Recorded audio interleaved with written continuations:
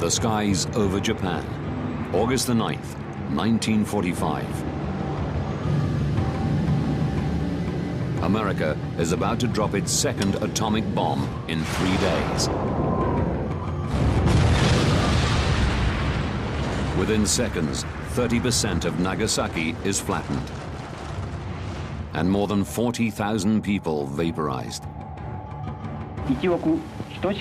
5 days later, Japan surrenders. This new superweapon is used twice to shorten the war and save American lives. That's the accepted story. But some are now challenging that history. The bomb was used, and therefore, no matter how horrible it was justified. This is a myth. Disasters don't just happen. They're triggered by a chain of critical events. Unravel the clues and count down those final seconds from disaster.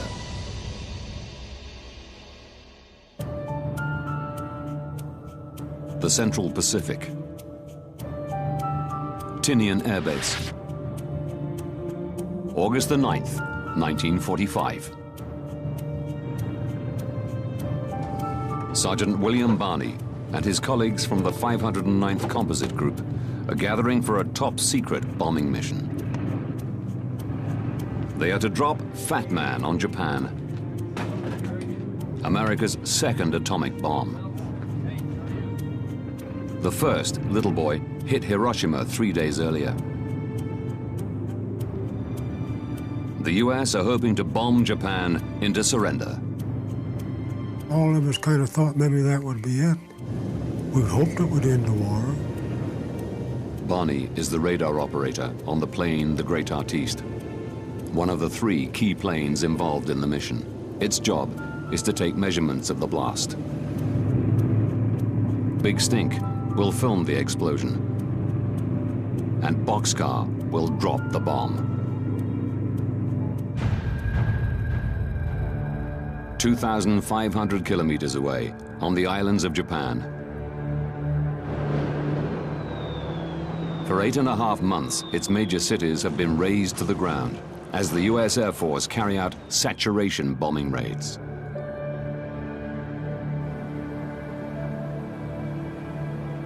Across the country, families like Sakui Shimohira's are living in fear of the next attack.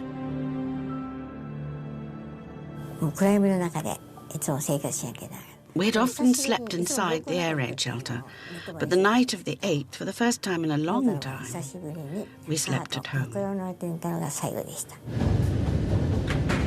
2:49 a.m.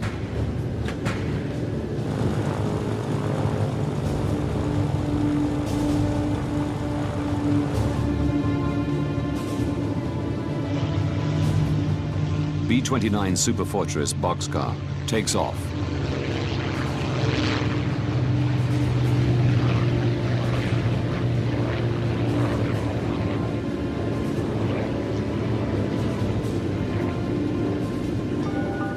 Its pilot, Major Sweeney, is the leader of the mission.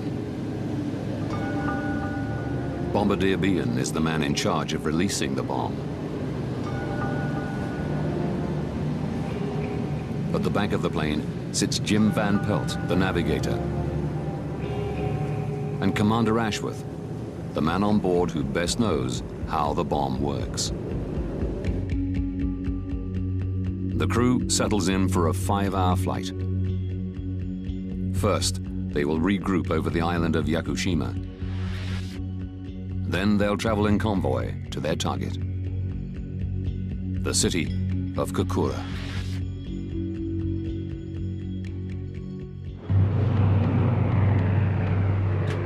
At 7:50 a.m.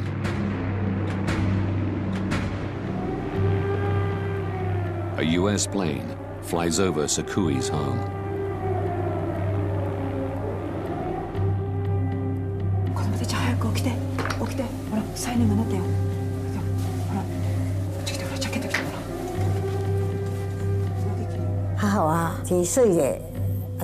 My mother quickly woke us all up and said, Hurry to the air raid shelter, we might be bombed. She told us, under no circumstances leave the shelter or come home.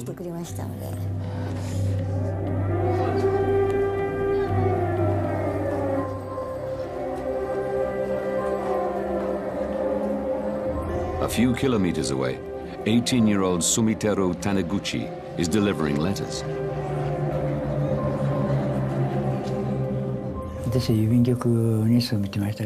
When you work for the post office, you couldn't stop working just because the air raid warning sounded. So I didn't take refuge at the shelter.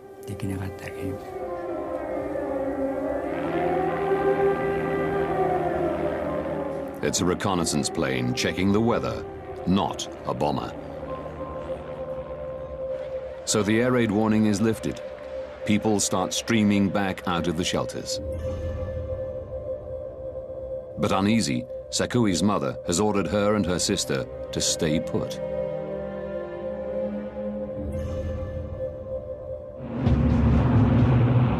(8:10 a.m.)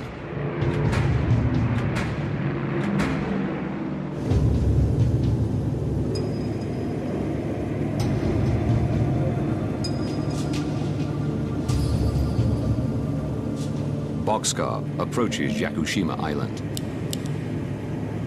Approaching rendezvous point, Captain. Roger that, Jim. Beginning ascent on bombing altitude.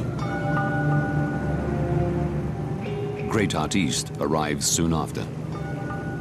Boxcar was already there. The third plane had not showed up. The Big Stink is nowhere to be seen. Under strict orders to maintain radio silence, the crews can't contact the missing plane. They start circling. While we was there, we received the reports from our weather planes. The weather over Kokura is clear. The crew's orders are that the bomb should only be dropped if they get a visual on the target. So, they're good to go once Big Stink arrives. We got there and we waited. Theoretically, we were supposed to wait for 15 minutes. Meanwhile, 276 kilometers away, in Nagasaki, 10-year-old Sakui is still in the air raid shelter with her sister and nephew.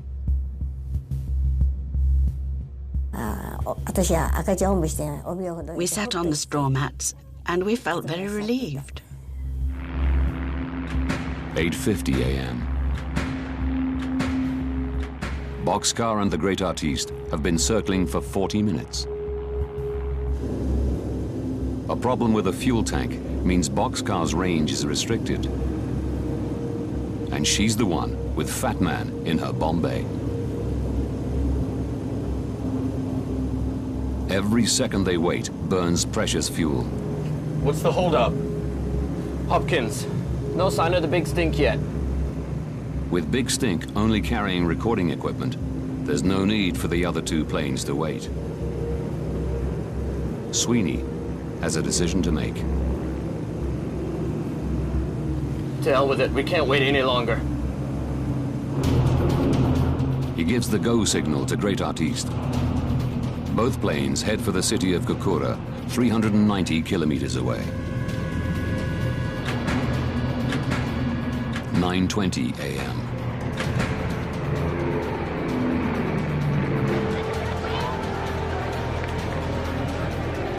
The two planes approach the city.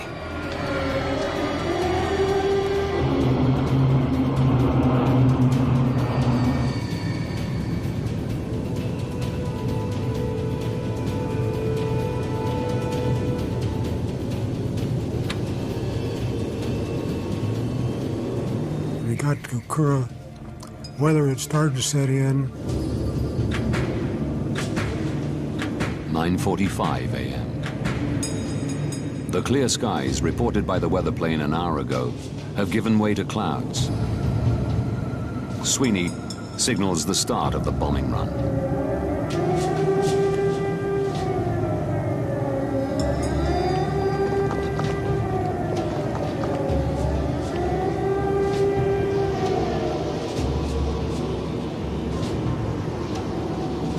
Target not visible. We had 3 runs we just couldn't see. 10:30 a.m. Sweeney calls off the attack on Kukura. The abortive mission has cost 45 minutes of fuel.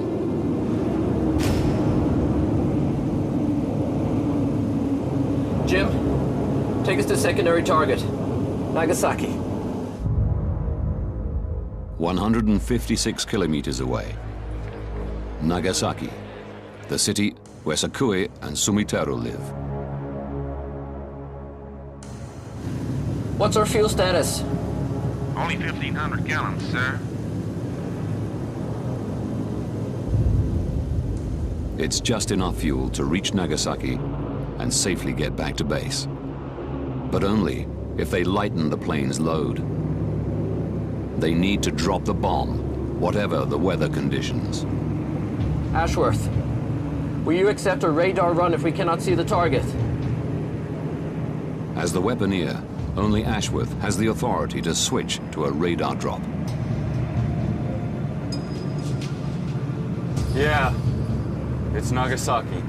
Radar or visual, but drop we will.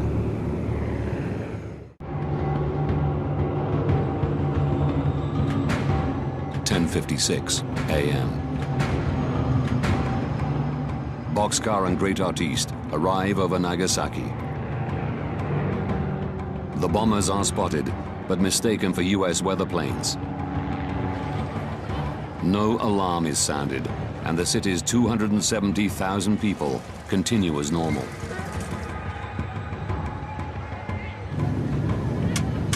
Sweeney signals the start of the radar-guided bombing run.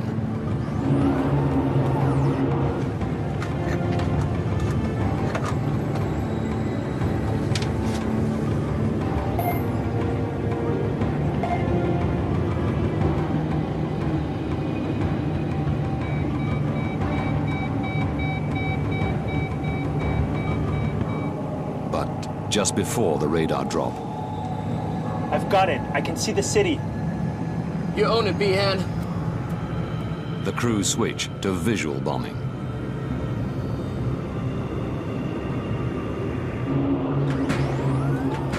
.11:02 a.m.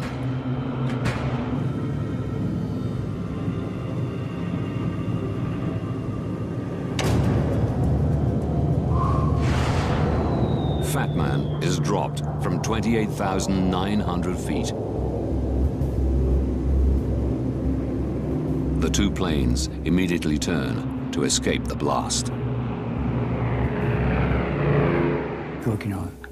I heard the roar of a plane. I thought it was strange because the air raid warning had been lifted. And just as I looked back,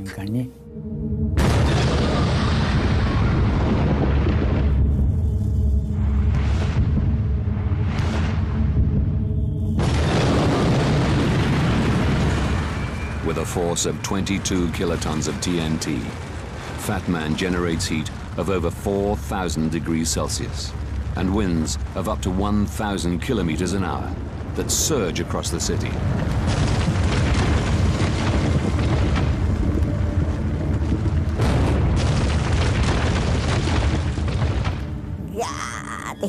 I let out a great scream. I only remember up to there.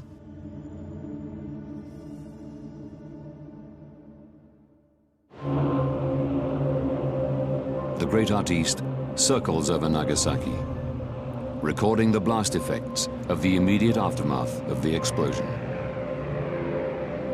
We all went up and looked out, and we seen it. The mushroom just kept billowing out. And there was a smoke trail from the base of it on up.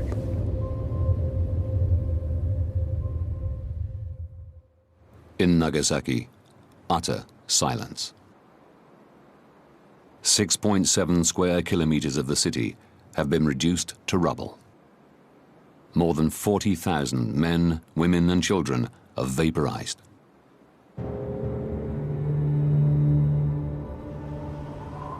.70,000 more are injured.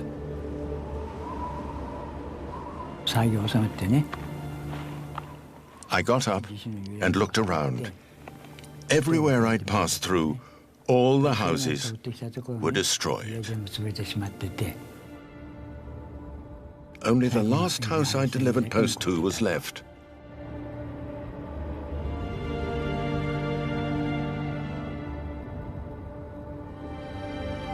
In the shelter, Sakui regains consciousness. The tunnel was filled with people whose eyes had popped out and were dangling down by their noses.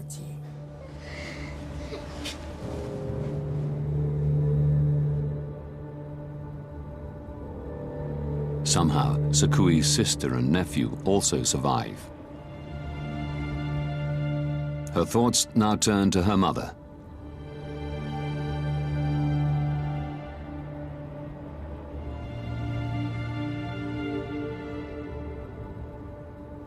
The city is strewn with burnt bodies.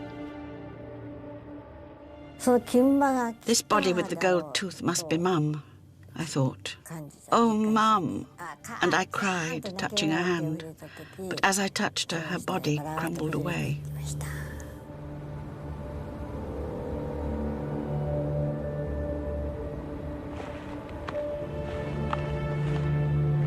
Sumiteru looks for help.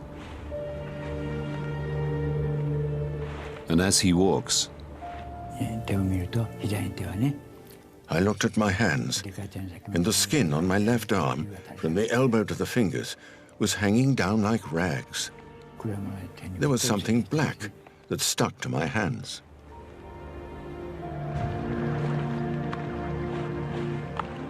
over 100,000 people were killed instantly by the atomic bombs dropped on Nagasaki and on Hiroshima 3 days before.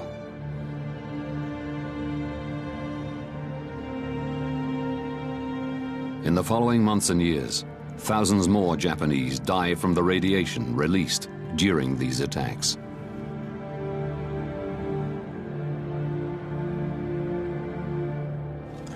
Five days after Nagasaki, America's President Harry Truman calls a press conference.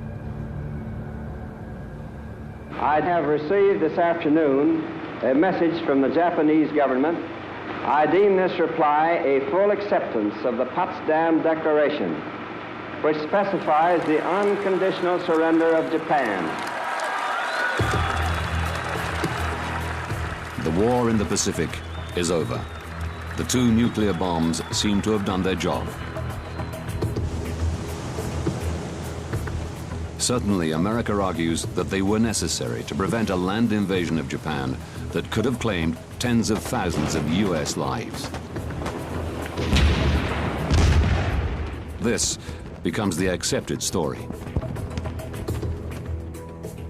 But after spending 10 years scouring US, Russian, and Japanese archives, historian and author Tsuyoshi Hasegawa has come to a very different conclusion.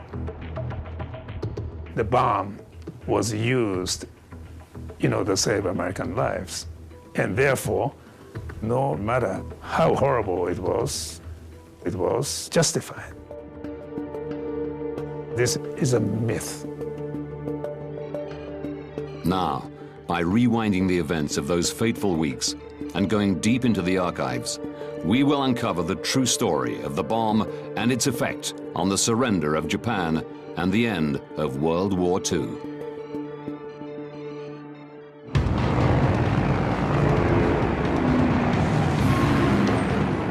December 1941. Japan launches a surprise attack against the US fleet at Pearl Harbor.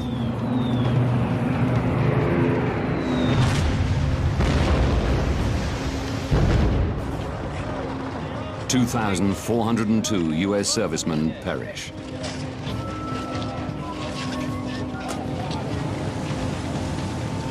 It's the opening salvo of a battle that'll rage across the Pacific for 4 years.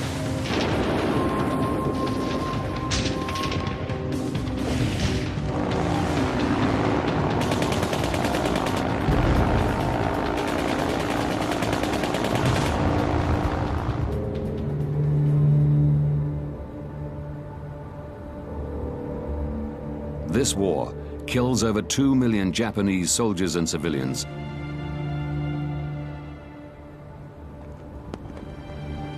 and at least 100,000 US soldiers.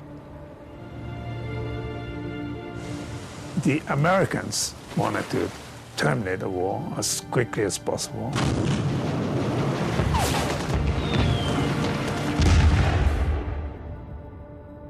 By the end of 1944, US forces had secured the Mariana Islands.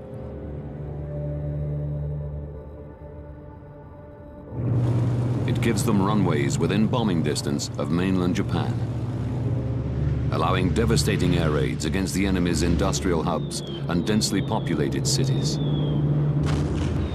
Over 60 of them are reduced to ashes.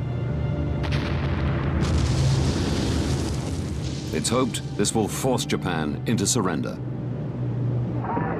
Instead, the Japanese pursue the strategy of Ketsu-go, total war.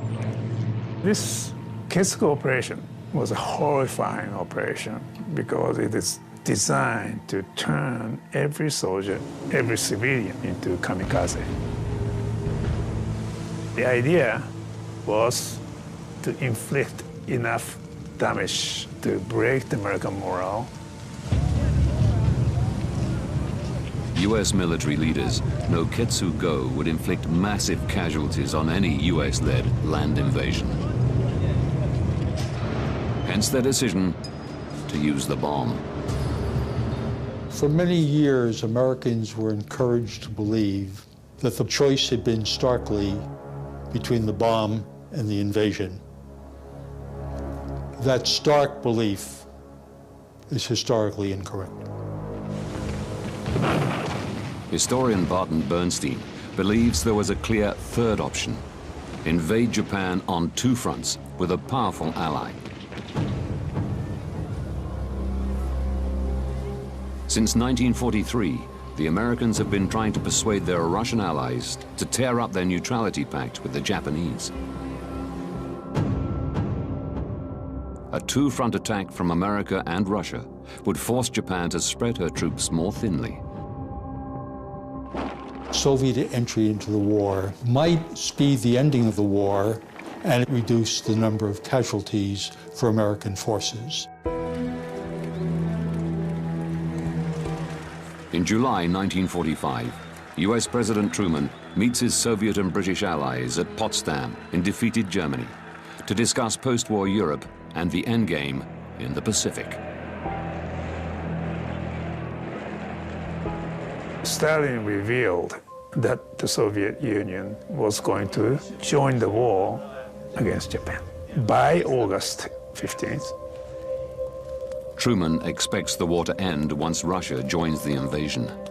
That night, he even writes in his diary, Stalin will be in the Jap war on August 15. Finish Japs when that comes about. A land invasion of Japan is now a viable option. America has what it wants. Japan will be crushed on two fronts, and US losses will be minimized. But Hasegawa believes that just when Truman gets the Russians on board, he has second thoughts. By Potsdam, the conflict between Western powers and the Soviet Union became very tense about Poland, Eastern Europe. After Germany's surrender in May 1945, Soviet forces mass in Eastern Europe.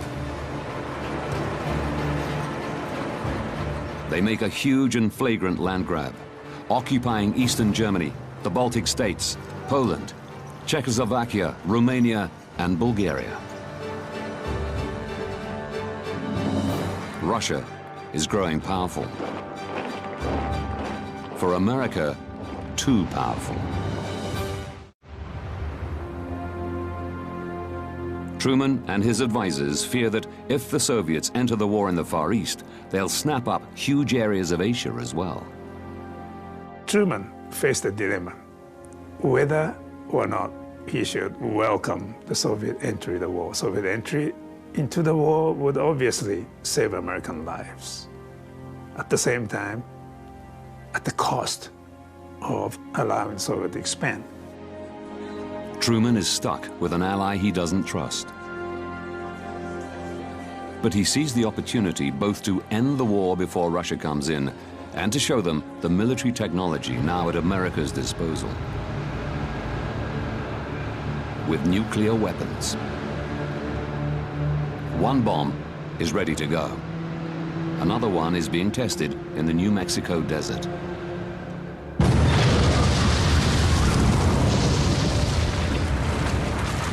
On July the 21st, Truman receives the report on the test.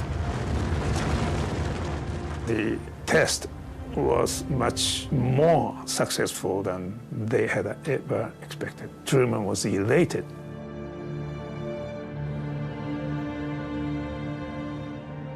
With the atomic bomb, he could finish the war without the Soviets.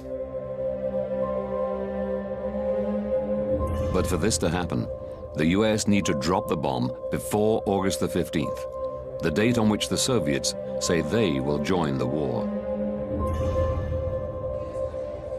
Truman asks his advisors to quickly issue the Potsdam Declaration, calling on Japan to surrender unconditionally or face utter destruction.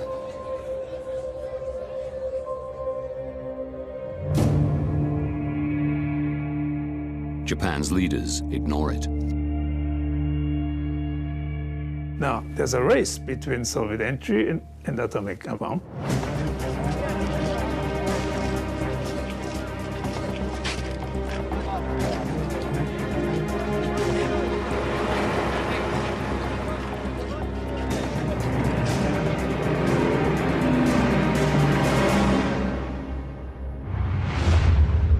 On August the 6th, 1945, America drops Little Boy on Hiroshima, while the Red Army is still mobilizing its troops along the border with Manchuria. Stalin was shocked to learn the United States used the bomb so quickly. And so he thought, this is it. The atomic bomb would force Japan to surrender, and the game is over. And he was very depressed. Товарищ Сталин, телеграмма. Спасибо, Владимир. Stalin believes his goal of expanding the Soviet Empire into the Far East is over. But then he gets an urgent message from his foreign ministry. The Japanese want Soviet assistance. Japan is still continuing that policy of seeking Moscow's mediation to terminate the war. For Hasegawa, this message confirms that the Hiroshima bomb did not persuade Japan to surrender. For Stalin, this message is a lifeline. The Pacific War is not yet over. He immediately ordered the Soviet military to start the war. On August the 9th, whilst preparations are underway for America's second atomic bomb to be dropped, 1.5 million Russian troops cross the Manchurian border. The Red Army quickly overwhelms Japan's thinly spread force. Within hours, the Japanese army abandons Manchuria's capital, Changchun. Japan's high command holds an emergency meeting in the bunker under the Imperial Palace. The Soviet entry into the war forced the Japanese policymakers to face the possibility of surrender. Hasegawa believes this is the first time surrender is seriously considered. Japan's ruling Big Six is made up of the 3 doves of the peace party and the 3 hawks of the war party.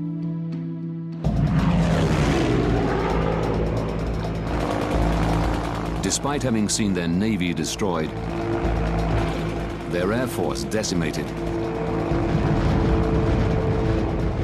their troops die in their thousands,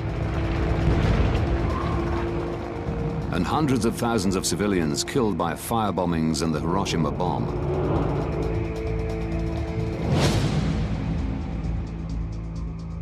they have refused to surrender. Everybody had to sacrifice. If they were killed, well, that's too bad, but that's a part of the war.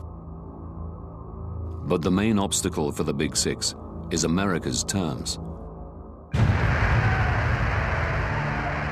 Our demand has been, and it remains, unconditional surrender. They fear it will mean the end of their imperial dynasty, the embodiment of Japan's sovereignty and identity.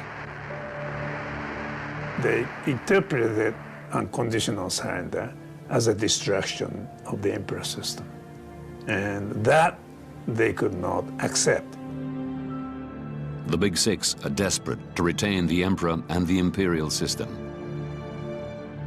But the Hawks and Doves pursued different strategies to secure it. The war party plans to inflict so much damage on the Americans with Ketsu-go that they will compromise on their surrender terms. The Peace Party try to mediate for peace through the Russians. When the Soviets invade, both plans are crushed. Soviet entry into the war totally destroyed the hope of Peace Party to terminate the war through Soviet mediation. For the military, it destroyed the hope of carrying out the defense of Japan because they are not prepared to fight the two-frontal war.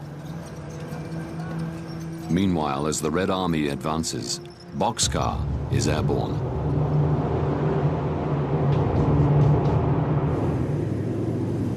A second nuclear strike is underway. In Tokyo, the war party is still defiant. They reluctantly agree that surrender might now be inevitable, but it cannot be unconditional. To the Peace Party, the attaching conditions would be tantamount to continuation of war because that will never be accepted by the United States. 10:56 a.m. Boxcar and the Great Artiste have reached Nagasaki. They start a bombing run. In the Imperial bunker, discussions are ongoing. I've got it. I can see the city. You own it, Behan. The argument between the war and peace parties becomes heated.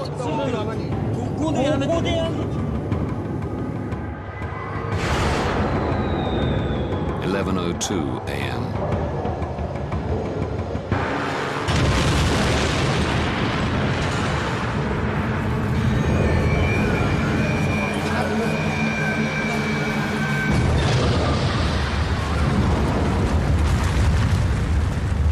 Fat Man explodes, 3.2 kilometers from the center of Nagasaki.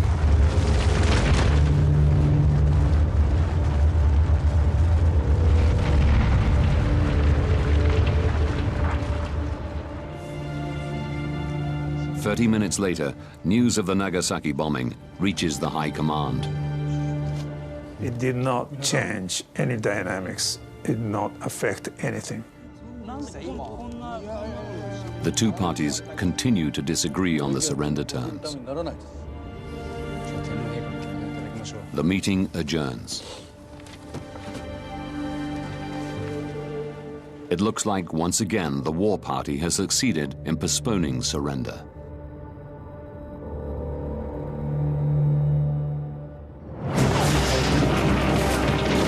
But Hasegawa discovers that the Soviet invasion has a huge impact on the Peace Party. The Red Army is fast approaching Japan's mainland. The Peace Party believe continuing the war is very likely to have devastating effects for the emperor system. Communism and emperorship are not compatible. Under Soviet influence, the emperor system will be in peril. The Peace Party believes that the more pragmatic Americans are more likely to keep the Japanese emperor after surrender than the revolutionary Soviets. and so appeal to the one person who can impose surrender upon the army, the Emperor.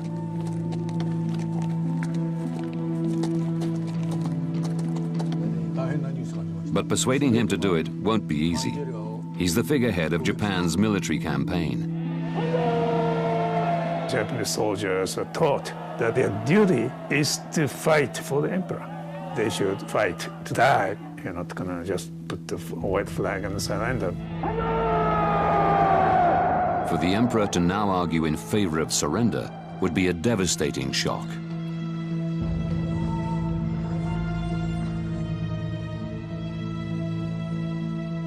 At 10 a.m. on August the 14th, the High Command reconvenes in the Imperial bunker.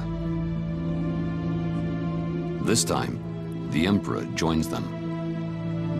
Japan will surrender unconditionally.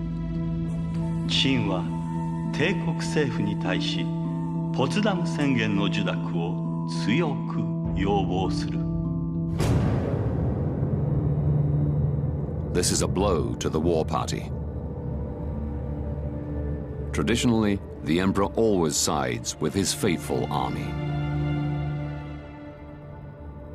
The emperor thought to accept the army's position would bring the imperial house down.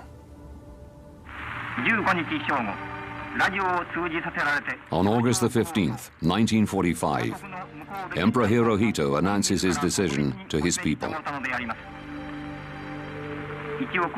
等しく神戸を垂れて玉音を拝し立てますることここに至る靖国の神と静まる忠霊前線の将兵また民草の上に垂れさす玉石大いなるご人事に Hasegawa believes it's not the horror of the atomic bomb that leads to Japan's surrender, but the threat posed by the Soviet invasion. Soviet entry into the war really made the emperor realize that how dangerous it is to continue the war. To Barton Bernstein, it makes the second atomic bomb dropped on Nagasaki after the Soviet invasion a tragic and entirely futile act. The Nagasaki bomb did not make the difference in speeding Japan towards surrender, and thus a bomb was dropped unnecessarily, killing perhaps as many as 60,000, 70,000. Now, having delved into the archives, we can reveal the series of events that led to Nagasaki being hit with America's second atomic bomb.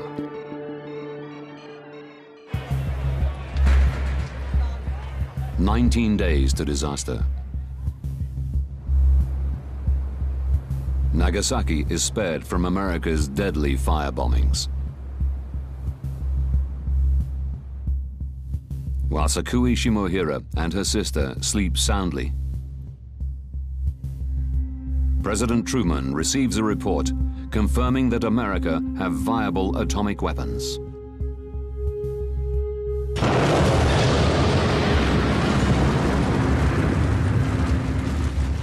The bomb will save US lives, but also kill thousands of Japanese civilians. These deaths never appear to be a consideration.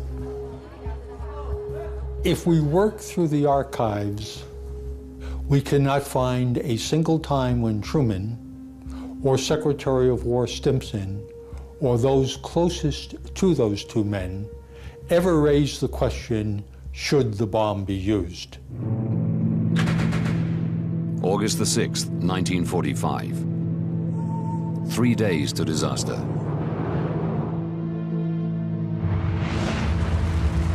America's first atomic bomb is dropped on Hiroshima, in a single flash, snuffing out 80,000 people. 2 days to disaster. Japan's leaders are still desperate to see if the Soviet Union can mediate a halt to hostilities, rather than Japan surrender unconditionally.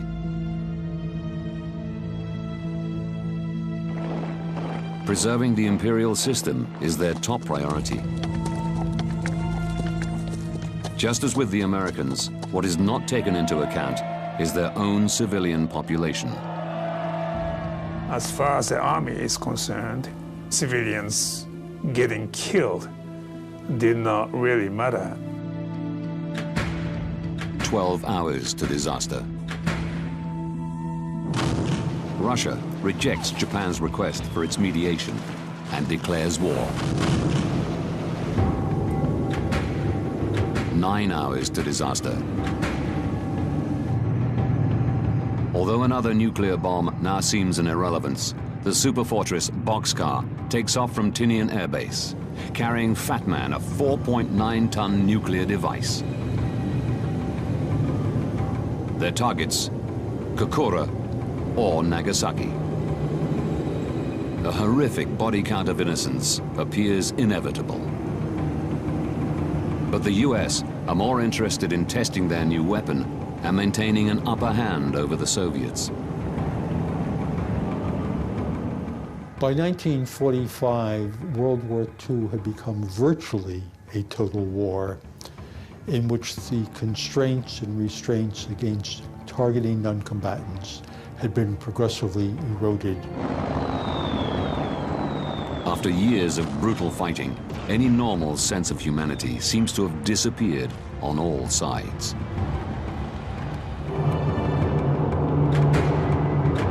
Six minutes to disaster. Boxcar starts a bomb run over Nagasaki.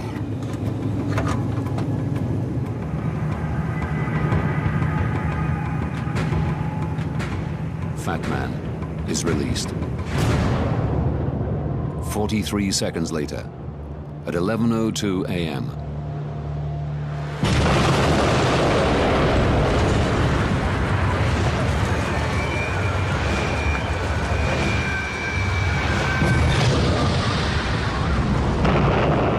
Fat Man explodes.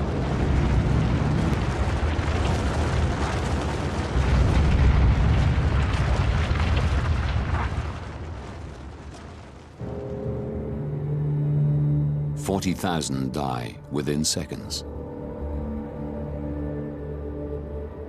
Thousands more die of radiation poisoning.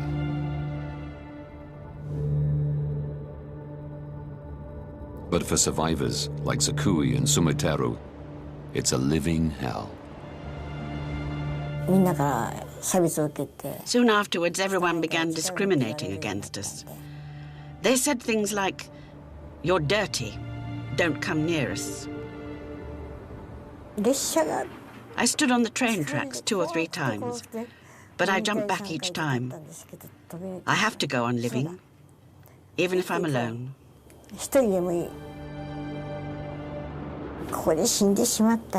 If I die here, there would be no one left to put flowers on everyone's graves.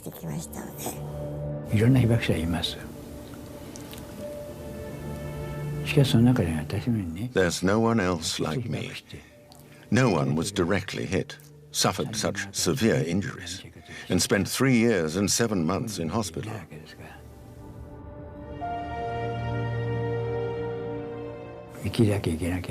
I have to see the end of nuclear weapons with my own eyes. I have to live until then.